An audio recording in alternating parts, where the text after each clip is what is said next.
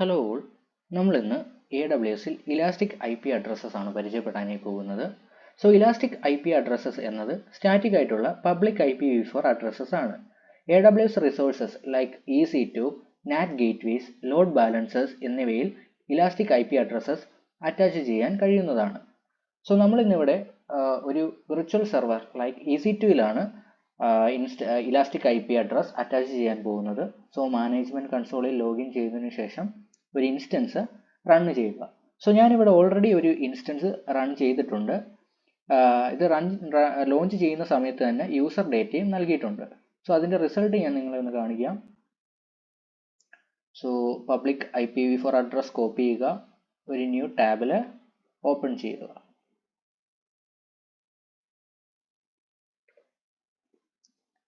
So ഇതാണ് നമ്മളുടെ സെർവറിൻ്റെ result.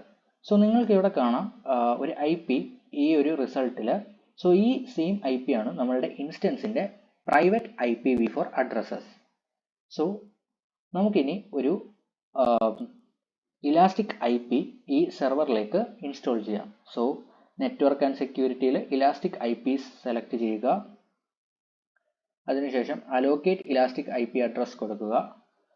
So നമ്മളിവിടെ ഇലാസ്റ്റിക് IP അഡ്രസ്സസ് സെറ്റിംഗ്സിൽ Amazon pool of IPv4 addresses ആണ് മാർക്ക് ചെയ്യുന്നത്. സോ അത് അലോക്കേറ്റ് ചെയ്യുക. അലോക്കേറ്റ് ചെയ്തതിന് ശേഷം നമുക്ക് IP അഡ്രസ്സിനൊരു പേര് കൊടുക്കാവുന്നതാണ്. സോ ഇവിടെ ഇപ്പോൾ ഇലാസ്റ്റിക് IP എന്ന് കൊടുക്കുന്നു.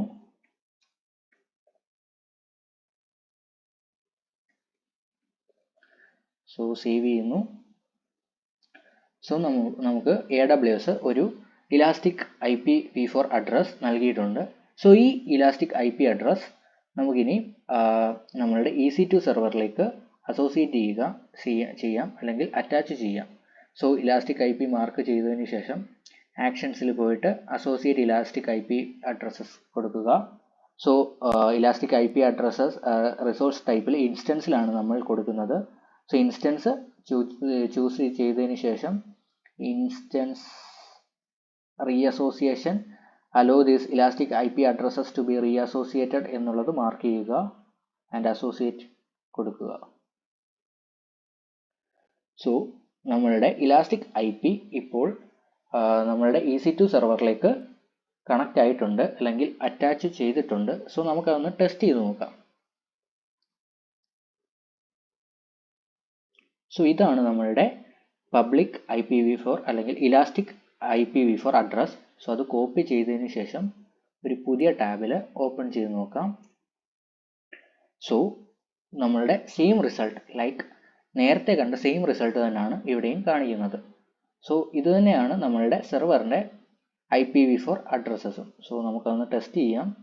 EC2 ഡാഷ്ബോർഡിലേക്ക് ചെന്നതിന് ശേഷം ഇൻസ്റ്റൻസിൽ സോ പ്രൈവറ്റ് IPv4 അഡ്രസ് ഇതാണ് 172.31.5.118. സോ ഈ സെയിം പ്രൈവറ്റ് IPv4 അഡ്രസ്സാണ് ഇവിടെയും കൊടുത്തിരിക്കുന്നത് 172.31.5.118. സോ നമ്മളുടെ ഇലാസ്റ്റിക് IP സക്സസ്ഫുൾ ആയിട്ട് EC2യിലേക്ക് അറ്റാച്ച് ആയിട്ടുണ്ട്. സോ ഇതുവഴി നമ്മളുടെ ഇലാസ്റ്റിക് IP എന്നത് ഒരു ടൈം പീരീഡിന് ശേഷം ചേഞ്ച് ചെയ്യുന്നതല്ല. ലൈക്ക് നമ്മളുടെ പബ്ലിക് IPv4 അഡ്രസ്സസ് ഒരു ടൈം പീരീഡിന് ശേഷം ചേഞ്ച് ചെയ്യുന്നതാണ്. സോ ഒരു ഇലാസ്റ്റിക് IP വഴി നമ്മളുടെ സർവീസസിന് ഗ്ലോബലി കൂടുതൽ റീച്ചബിലിറ്റി കിട്ടുന്നതാണ്. ലൈക്ക് ആ ഒരു IP അഡ്രസ് ഒരിക്കലും ചേഞ്ച് ചെയ്യുന്നതല്ല അൺലെസ് നിങ്ങളത് മാറ്റുന്നതിനനുസരിച്ച്. അതുപോലെ ഇലാസ്റ്റിക് IPs റീറ്റെയിൻ ചെയ്യുന്നതിന് AWS ചാർജ് ഈടാക്കുന്നതുമാണ്. ഇലാസ്റ്റിക് IPs ഇൻസ്റ്റൻസിൽ നിന്നും മാറ്റി വേറെ ഇൻസ്റ്റൻസിൽ അറ്റാച്ച് ചെയ്യാൻ കഴിയുന്നതുമാണ്. സോ അതുവഴി നമ്മുടെ സർവീസിന് ഹൈ അവൈലബിലിറ്റി ലഭിക്കുന്നതുമാണ്. സോ ഇത്രയുമാണ് elastic IP addresses basics and thank you.